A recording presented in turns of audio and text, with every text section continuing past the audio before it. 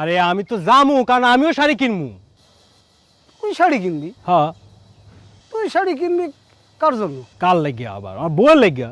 তাহলে এক কাম করিস, তোর মায়ের জন্য একটা কিনিস। কেন মায়ের জন্য কেন কিনবো? তোর বউয়ের জন্য কিনবি কেন? আরে বউ তো চাইছে, মা তো চায় নাই। তোর না কোনো বিবেচনা নাই।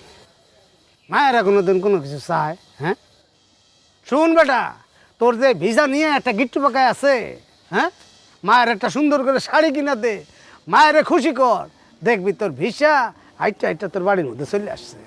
তা তুমি না হের লগে ঝগড়া করো, আবার হের পক্ষ নাও। তোমার বিবেচনা না আমি আসলে বুঝি না। আমার বিবেচনা বোঝা লাগবে না। তুই না এই এই সম্পর্কের ব্যাপারটাই বুঝিস না। তোর মা আমার কি হয়, খালা না? হ্যাঁ। আমি খালার লগে ঝগড়া করি, সে যখন মা তখন কিন্তু তার সাথে আর ঝগড়া করা যায় না, সে সব কিছু রুড়তে